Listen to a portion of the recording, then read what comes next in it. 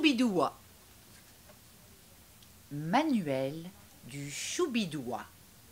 Voici Choubidoua. Il est très gentil, je te le confie. Attention, il ne doit pas manger de gâteau, d'accord? Ne l'écoute pas. Regarde, regarde ce que j'ai caché derrière mon dos. Un gâteau. J'adore les gâteaux. Pourquoi je ne pourrais pas en manger un tout petit bout? C'est trop dur de résister. Il a l'air tellement bon. Bon, je le mange. Tu vois, il ne s'est rien passé. Quoi? Quoi? Oh, comment? Je suis tout vert. Oh, vite, vite, que dit le manuel du Choubidoua? Si Choubidoua mange par malheur un gâteau, prononce cette formule magique. Choubidou, bata, kabou. De sa couleur, il retrouvera. Tu as compris, hein? Hé, t'as compris? Dis la formule magique. Choubidou, bata, kabou. Oh, alors, ça a marché?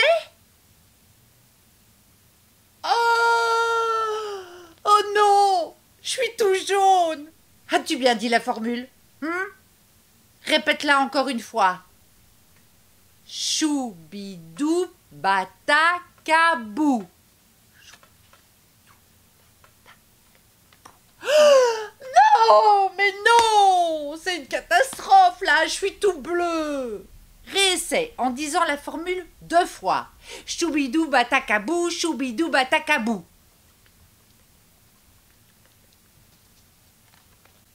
Stop!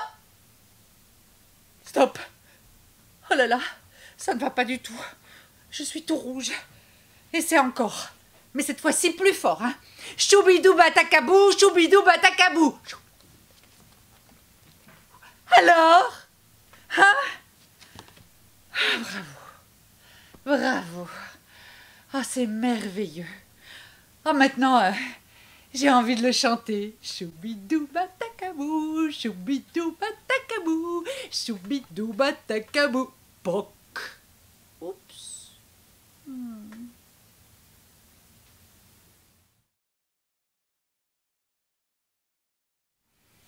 Le petit roi.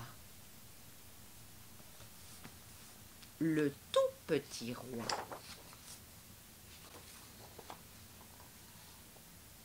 Il était une fois un pays. Dans ce pays régnait un tout petit roi.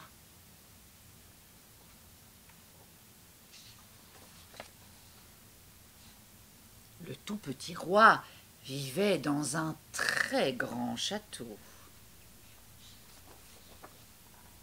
Le tout petit roi était protégé par de grands soldats. Ces grands soldats avaient de grandes lances et ces grands soldats avaient l'air féroce. Quand le tout petit roi allait se promener, les grands soldats le suivaient partout avec leurs grandes lances et leur air féroce. Le tout petit roi mangeait à une grande table, et sur cette grande table, il y avait chaque jour quantité de bonnes choses à manger. Il y en avait tellement qu'il n'arrivait jamais à finir tout seul. Le tout petit roi avait aussi un grand cheval blanc. Il aimait bien se promener sur son grand cheval blanc, mais il était si petit qu'il tombait tout le temps. Le tout petit roi avait une baignoire avec une grande fontaine. Mais le jet d'eau giclait sans arrêt sur sa tête et dans ses yeux. C'était pas amusant. Le tout petit roi dormait dans un grand lit, tout seul, dans son grand lit. Il se sentait si triste qu'il ne trouvait jamais le sommeil. Un jour, le tout petit roi décida de se marier. Il épousa une grande princesse et ils furent très, très, très heureux.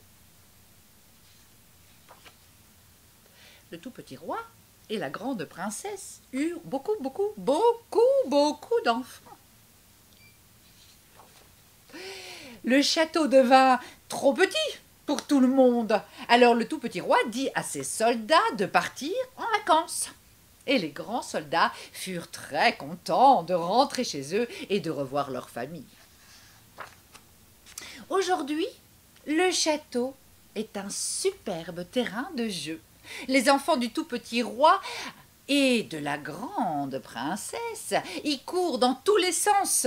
Ils jouent à cache-cache partout. La grande table, elle est juste à la bonne taille pour manger en famille. Et cette fois, tout est avalé. Il ne reste plus une miette. Le tout petit roi attelle son grand cheval blanc et a un char et fait monter ses enfants bien attachés dans leur petit siège bébé.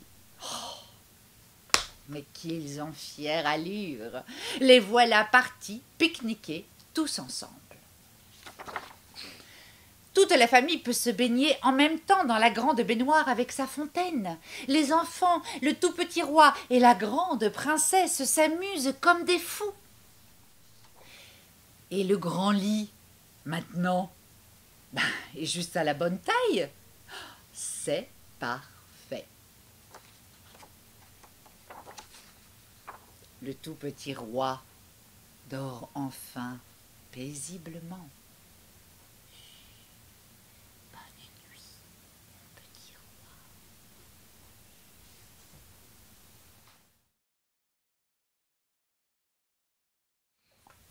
Isabelle.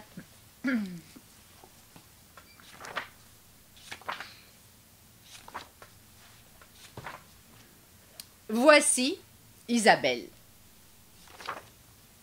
Elle appartient à un fermier.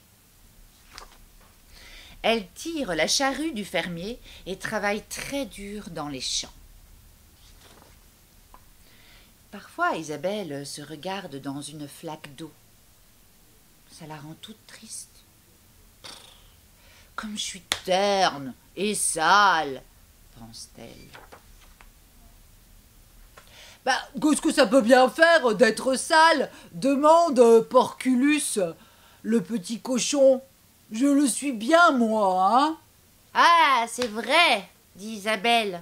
Mais tous les cochons sont sales. Moi, j'en ai assez de l'être. Voici la femme du fermier. Elle est assise dans sa maison. Elle boit du thé et écoute la radio. La femme du fermier aime bien Isabelle. C'est une gentille jument, dit-elle à son mari. Mais c'est dommage, qu'elle soit si terne et si sale. Un beau jour, la femme du fermier vient voir Isabelle et lui dit « Allez, demain, nous irons en ville faire des courses. » Elle voit dans une vitrine un chapeau orné de fleurs roses. La femme du fermier achète le chapeau pour Isabelle.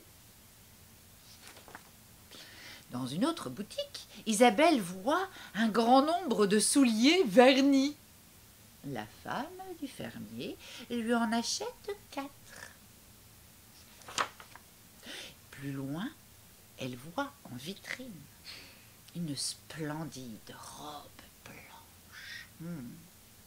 La femme du fermier achète la robe pour Isabelle.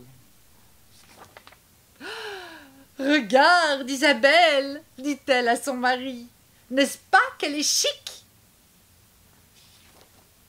« Oui, oui, » répond tristement le fermier, « mais elle est bien trop élégante maintenant pour m'aider à labourer les champs. »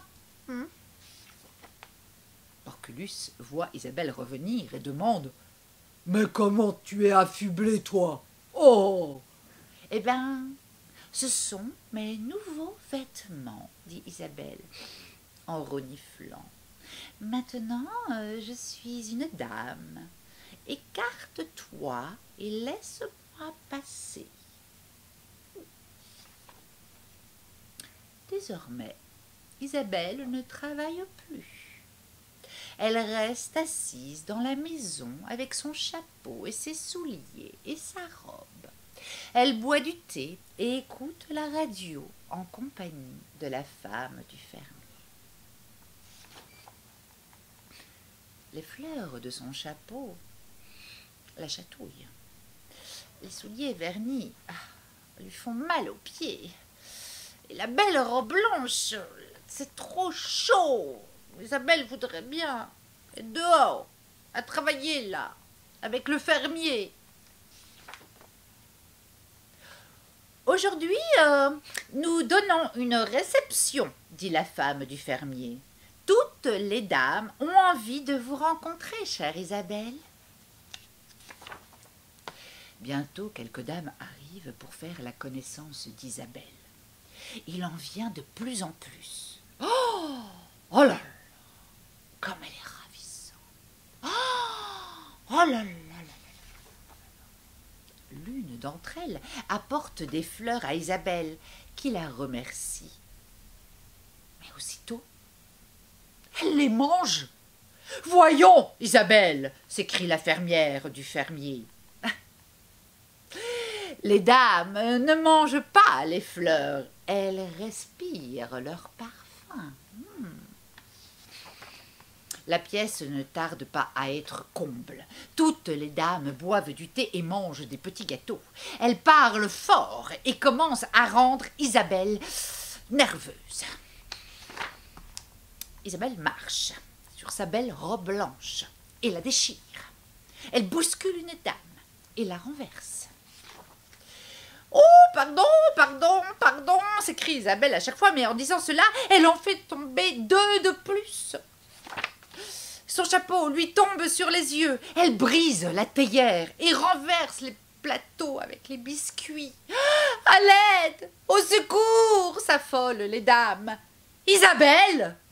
crie la femme du fermier. « Vous ne vous conduisez pas comme une vraie dame. Mais je ne suis pas une vraie dame, dit Isabelle. Je suis une jument. Elle renverse encore 5 personnes et sort de la maison en courant. Elle court, elle galope, elle file à travers les champs. Elle est si heureuse de retrouver le fermier qu'elle l'embrasse. Porculus est bien sale, mais elle l'embrasse aussi. Et ce soir-là, Isabelle mange le chapeau aux fleurs roses pour son dîner. « Comme je suis contente, hein, dit-elle, d'être une jument toute simple et heureuse. » Et ensuite, elle s'endort.